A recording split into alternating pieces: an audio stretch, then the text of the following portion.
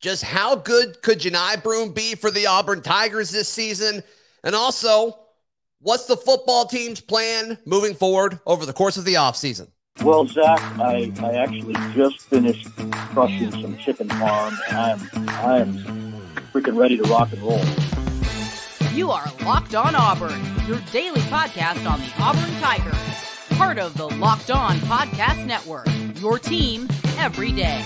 Yes, welcome on into Locked On Auburn, your daily Auburn Tigers podcast. I'm your host, Zac Blackerby, and thank you so much for making Locked On Auburn your first listen every single day. It's a Friday. It is a Ferg Friday to all those who celebrate. Justin Ferguson of the Auburn Observer hanging out with us, and we will get to Auburn football's latest edition. We talked about him a ton yesterday, but I haven't really gotten to pick your brain about Auburn basketball's newest edition, Johni Broome, and just how impactful he can be. You've written a ton about him. You think a ton of this guy.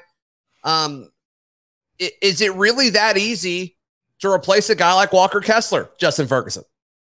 No, it's not easy. But if you're going to replace him, this is the dude you do it with, probably better than anybody else.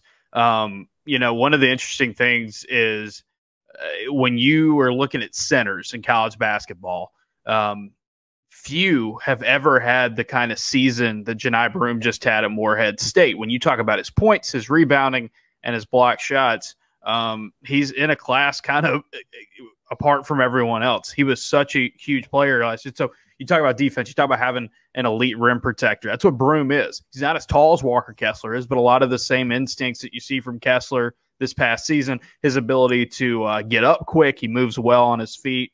You know, is a guy that can stop drives, but also helps out. You know, can come over, you know, and do stuff like that. He did that at a really, really high level. You know, most of the players who were elite shot blockers in college basketball last season were 7-footers. He's not. He's 6'10". So that ought to tell you just how impressive he is as a shot blocker, that he doesn't have that, you know, 2-3 inches more height than some of these guys have, and he can still make it happen. And then, you know, one of the best rebounders in the country, top 25 in offensive rebounding, top 50 in defensive rebounding last season on a percentage basis.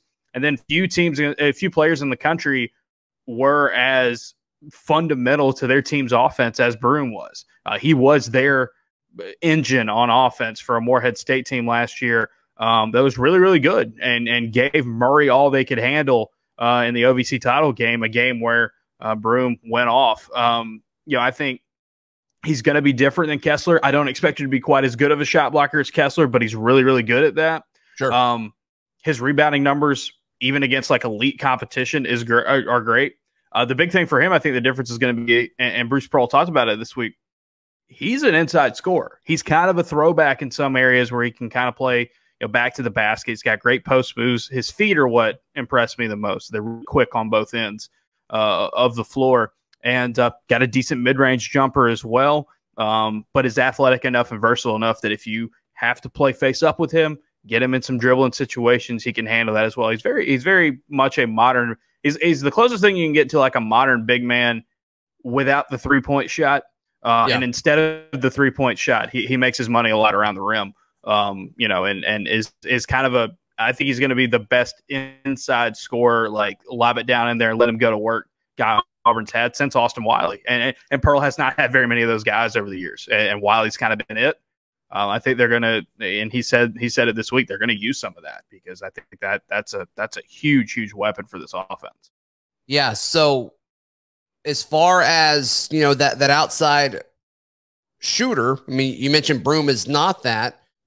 Does this coaching staff feel comfortable with the guys currently on the roster, or are they still looking for a potential outside scorer?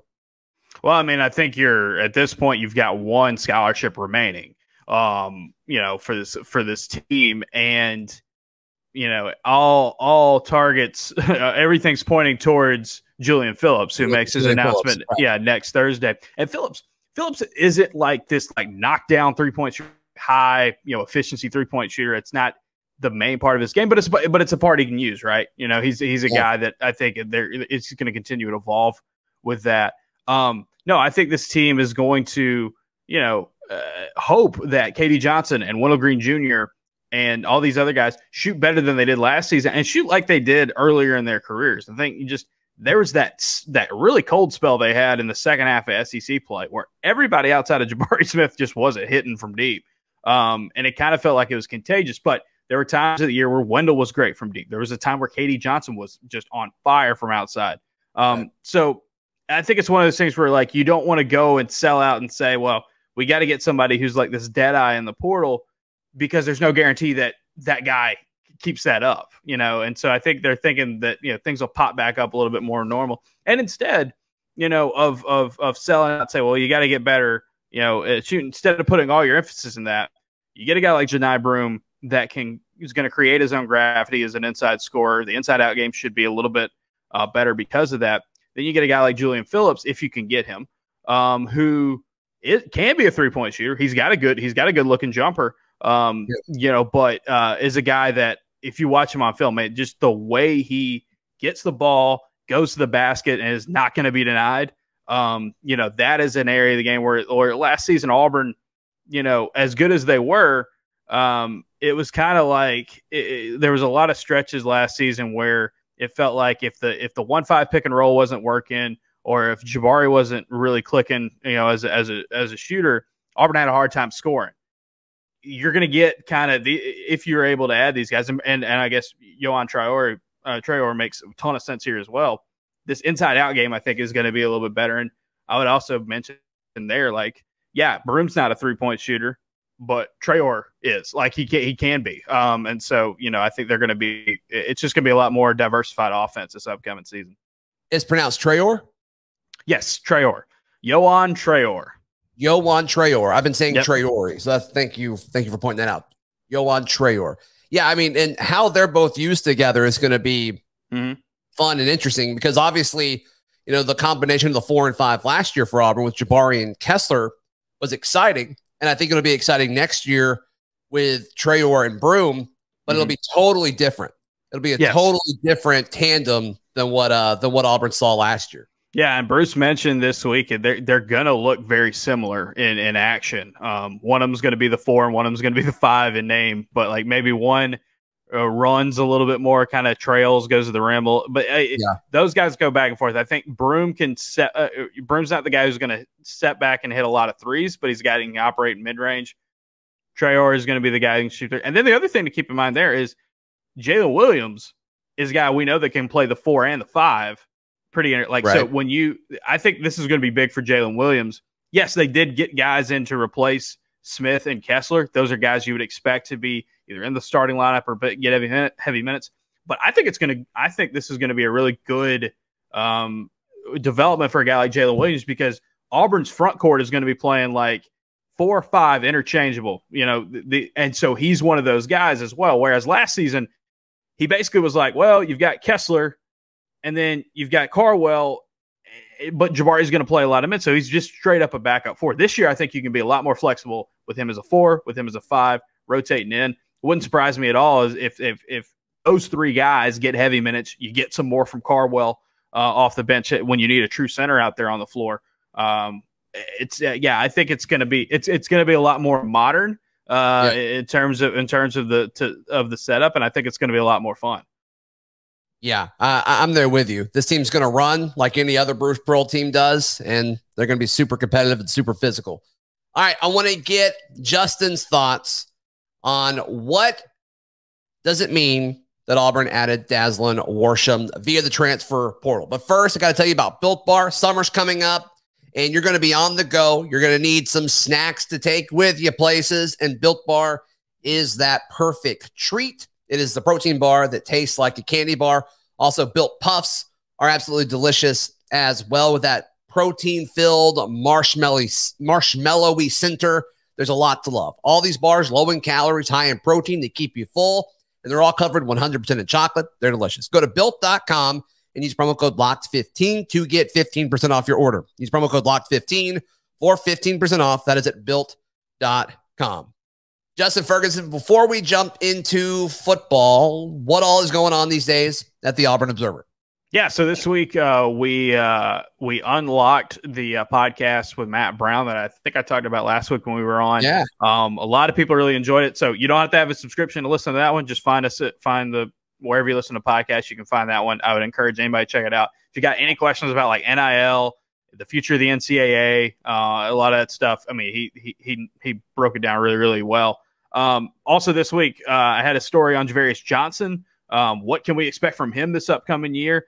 One of the quotes that took me by surprise or like stuck out in my mind most from spring practice was when Bryan Harsin said, yeah, he was really productive last season. And he should have been a lot more. And that's our fault, like as coaches. So kind of digging in on like what they can do more with him next season. That was one of the stories they had. Did a story where I talked about some of the stuff we just talked about with the front court, some Julian Phillips stuff. And then what we're about to talk about, it sounds like, with the transfer portal and Auburn football. And the mailbag as well. Got a new premium podcast that'll be up on Friday morning with another special guest of ours. So, yeah, a lot of stuff at the Observer. $6 a month or $60 a year. Sign up and check it out. Yeah. All right. So, yeah, you teed it up perfectly. Dazzlin Worsham commits on Wednesday night, and you kind of heard his name floating around there a little bit, and then he put the tweet out there just as a lot of folks sat down for dinner. So, appreciate that. But as far as impact in 2022, I don't see there being a whole lot of impact right away. Justin, this is a guy that Miami lists him as a third-year redshirt freshman. So that means he's got 4 years left of eligibility. To me, this is a 2023, 2024 move. What are your thoughts on that? Yeah, I think he's a lottery ticket. I think he's one of those guys where, look, he has not played the last 2 years at Miami. He got into one game. He didn't record a stat. And that was injuries. Injuries was kind of the big thing for him that kept him from that. In spring practice, he was making a move up the depth chart. I was even getting some first-team reps towards the end. I think some people at Miami were surprised that he entered the portal. But like the Oregon crew and some other guys Auburn's gotten over the years through the portal, guy coming back closer to home, played at Hewitt-Trussville. Hewitt-Trussville has produced some great players for Auburn in the last few years. So, kind of that background where he's coming from. The thing with Worsham that's interesting to me is that this dude was not like, he's a 3 or a 4, depending on where you look. And everybody has their own different opinion with the recruiting rankings in terms of star rating. He had an insane offer list coming out of high school, was committed to Alabama at one point. Clemson wanted him, Florida, Georgia, like all the big names in the Southeast, and even some outside of the Southeast. I think Michigan and Oregon were also in the mix for him as well. He ended up going to Miami. This is a guy that I think you need numbers at wide receiver, right? You don't have a ton of them. This is not a short-term rental. I think if Auburn could find a guy that it was like a lot of experience, a lot of production in the past, you go get that guy. But you need bodies, right? You need dudes at wide receiver. And the thing for Worsham is I think he's the lottery ticket. He's the wild card. You say, hey, if he stays healthy and looks like the dude that he was coming out of high school, insanely productive at Hewitt-Trussville, got a lot of attention for some big name programs. It's like, hey, maybe you get a steal right here. Maybe you get a steal. Maybe you get somebody who can contribute. So, I would expect him to get into the mix. He projects more out as kind of that outside receiver. You kind of don't know what all that's going to look like outside of Shed Jackson this season. So, yeah, you roll the dice on him and see what it's like. And if it, like you said, if it doesn't click this year, if he's not an instant impact type of guy, well, he's got several more years of eligibility left. And it's like backfilling, right? You lose some guys in the portal. You lose some guys. You have some misses on the recruiting trail at wide receiver. Well, let's just go get a guy that the last staff tried to get, and see if the second chance is going to be good for him. Yeah, and I think such an important thing that it's not fun. It's not fun to talk about right now, Justin, but the impact of these positions of strength right now after the season are all going to be gone, right? I think when you look at it like, wide receiver situation, yeah, you're going to lose Shed, and that's going to kind of be it. But after that, after next season, there's going to be a big exodus because a lot of these guys are the same age. And so when you look at defensive line, which is a strength right now, but it's not going to be next year, the current state of the roster. Like they've got to fill in guys behind them, and edge rusher is a big one. Offensive line's a big one. So, I mean, but that's got to be a tough thing to pitch, right? If you're a coaching staff, 100%. And it's, look, we want you, but really not for this year, which is probably why you left your old place, because you didn't really see playing time this season. But like, there's a clear path for you next season, but like we already want you on campus now. Like that's got to be tough, but like these kids are, aware of what's going on. Right. And here's the thing. This is just the reality of the situation for Auburn is that the peak time for the transfer portal, you were in a spot where your recruiting took a massive blow because of the investigation of Bryan Harsin, the questions about his future. That's not going to welcome people. Like, not a lot of people are going to sign up for that, right? At that point in time. So now you're at this point in the portal where outside of a couple of big names, most of the guys you got in the portal right now are guys that are looking for a last shot or, just don't have a lot of production to their name in the past. And so, are you trying to sell somebody on like, hey, we need you right now or we need you later? And it's like, you can kind of go back and forth there. Adua Isabor, the UCLA edge rusher. He's a guy that makes a ton of sense for Auburn. I'll be interested to see if he's willing to come in as a depth piece, consider this is his 6th year of college football. Right. But like you just need dudes at that position, right? You needed dudes at wide receiver. So that makes sense. But to your point, like you try to convince a defense like Casey Rogers, they tried to go get Casey Rogers. He ended up going to Oregon. It's hard to sell that because it's like, you're probably not going to play in front of Colby Wooden and Marcus Harris and these guys. Right. Offensive line the same way. Any Auburn fan is saying like, where are the offensive linemen? It's like, well, it's hard to convince somebody to come play on the offensive line. There's 6 or 7 dudes that are really experienced and have starting experience on there. We could, debate and all that about how well they've played to this point and how well that unit's played to that point. That's one thing. Yeah. The other thing is like, if you try to bring in a transfer at some of these spots, you're like, hey, you got to go beat out a dude that's been here forever. And like, that's a tougher sell than trying to get some of these younger guys and kind of backfill it. And I think that's what a Worsham is. And I think they're going to have to do that in a little bit more in some other positions and roll the dice there. You're not going to get a lot of splashy, sexy names right now in the pool. There's just not that many of them. And also it's hard to sell it at this point. Yeah. You need guys that, I said this before Worsham committed, and I think it's exactly what we were talking about here on the show. It was like, okay, you want dudes that have upside that are redshirt freshmen or redshirt sophomores, which I think Auburn will list him as a redshirt sophomore. That's just kind of how they've been doing on the roster. And it's like, all right, you got 4 years left. And it's like, that's like 2 or 3 years ago, that'd be like getting a kid out of high school. But this kid's already been in a system for 2 college off seasons, and there's a ton of value in that. Yeah, absolutely. You are backfilling at this point. And that's the pitch right now for Auburn is like, the reality of the situation is what happened with Bryan Harsin and what happened with this program, in the winter. There's no change in that, right? Like that's something you're going to have to overcome. It's going to make things tougher. We knew that from the when it happened. So what they have to do is find the best way to kind of manage the roster right now, fill in where they can, knowing that they don't have the best pitch compared to all these other programs right now, these other powerhouses, and then go out and prove everybody wrong in the fall. That's the whole thing. Just go into the fall, win more games than people expect, prove that, hey, this is working. Winning fixes everything. Winning fixes everything. You'll see a recruiting boost. I think you'd see Auburn be a better player in the transfer portal next year. All that stuff. It just comes down to what happens on those 12 Saturdays this year. Yeah, no, those 12 weekends will be absolutely huge and absolutely crucial. All right, we touched on it a little bit, but where does Auburn go next? What is Auburn football's plan over the next few months? We tell you in just a moment. But first, today's show brought to you by BetOnline, as they're your #1 source for all of your betting stats and sports info. You want to bet on the ponies this weekend for the Kentucky Derby? BetOnline is the place to do that. You want to bet on the NBA playoff action happening? BetOnline is the place to do that. Or if baseball is your thing, Major League Baseball is in full swing, pun intended. BetOnline is the place to get in on the action. BetOnline, where the game starts. Justin Ferguson of the Auburn Observer. All right, so you got to think edge, defensive line, and offensive line are going to be the position groups where we see them get more of these redshirt sophomore, unproven, high upside type guys, right? That's kind of what the plan should be over the next few weeks to months.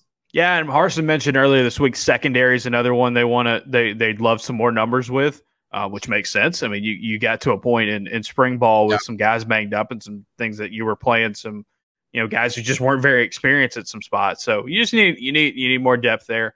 I think if Auburn could get like I said earlier, if they could get a wide receiver that has, another one of these high upside guys, or, an experienced player that you can say, hey, this is someone who can plug in right away and be a contributor. There's just not a ton of them out there, but they have been linked to a few. I think that's probably the way you go. But yeah, fill out some depth along the line of scrimmage if you can. A defensive line is probably the higher priority just because the numbers game there. Like bringing Marquise Robinson back was huge, right? Much like bringing Javarious Johnson back out of the portal for a wide receiver is huge. But you did lose a good bit there. So one guy's huge, but it was more than just one guy who left, around him, right? So they need to kind of refill. And like you said, Colby Wooden's probably not going to be here next year. You're seeing a number of those guys that will be playing pro ball in a year. So you need to reload and replenish as much as possible. And then, yeah, like I said, edge rusher, get somebody, get somebody, because you cannot go into a year where you only have 3 scholarship players at that position. Yeah, it's just like playing Derek Hall and Eku Leota as much as you can is a great idea to have a really good defense. And I like Dylan Brooks a lot and his upside, but like one injury there could be catastrophic. So you just need guys. You need guys, and I think that's why a guy like Isabor makes a lot of sense, and it'll be interesting to see who else they try to go after at that position. Yeah, there's no question about it. And I'm curious to see if they can't get an edge that kind of is able to perform at the level that they want to this year. If they have to go get, a redshirt freshman or somebody that's battled injuries early in their career or something, who do they move to be an edge guy? Is it a Joko Willis? Does Cam Riley get reps there? That would be a really, really interesting thing to have. I think Auburn's hoping they never get in that situation. Yeah. It's a fun conversation to have. Joko's my pick. And I think even if they get another guy, I think you're going to see more Joko this year. We saw it in the spring game. We saw it in the Birmingham Bowl. That star position where they have him out there and he is just tearing it loose on the outside as a blitzer. I think that's another thing that we're going to see Auburn do this year a little bit more. And they did it last season, but I think you're going to see a little bit more this year. It's like, okay, you have Derek Hall and Eku Leota, right? And they're really good pass rushers. But you can't have them do it every single time the other team drops back, right? It's not going to be as effective as you're going to wear them down. Right. I think you'll see more inside linebacker blitzes. I think you'll see more safeties blitzing. I think you'll see more DBs just in general blitzing, just because they need to help that out. And it also just contributes to the whole, like, get ready for anything kind of defense. But yeah, I think Joko would be a guy that you'd see a little bit more. Riley wouldn't make a lot of sense, but man, Riley just looks like they've got him locked in right now at inside linebacker. He looks good out there, man. He looks really good. Right. Yeah, maybe one of these other, like a Des Tisdale. Like, do you kind of float him out there and see it? And then the other one, I have been really, interested in seeing kind of what they're going to do with him, because when he was coming out of high school, he was straight up an edge rusher, and that is old buddy from Auburn High. I can't believe I'm blanking on his name. My brother literally coached him. I am too. Yeah. I feel so bad now because I had him just directly in my head. Wow. I feel like a really bad Auburn native right now. Powell, right? Powell Gordon. Yeah. Powell Gordon. Powell Gordon played edge rusher in high school. Right. And that was his position. Now, size wise, probably not an SEC edge rusher yet. But he's a guy that I think just has that kind of instinct. If it's like, hey, we just need a scholarship guy over here, we need somebody to fill it out. He would make a lot of sense. He would make a lot of sense as well. I apologize to Powell Gordon, because again, like I should have known. I was like, I had him in my head, and I was like, but no, he really good edge rusher in high school, and but right now they're looking. I think they introduced him kind of as playing more on the inside. He'd be a guy that I'd just be like, hey, if you have to float him out there, he would be an interesting pick just because he has that experience. Right. Jay Ferg, one more time. How can people find you, hear you, read you, support you, all that stuff, man? AuburnObserver.com. Check it out there. You can read pretty much the preview of any newsletter we have, free podcast as well. And then if you like what you hear and what you see, sign up. $6 a month or $6 a year, or you can get a free trial for 7 days, absolutely free to check it out there. AuburnObserver.com. It's worth it, folks. We'll be back tomorrow for a special Saturday show with recruiting expert John Garcia. Be sure to be on the lookout for that. We'll see you tomorrow right here on Locked On Auburn.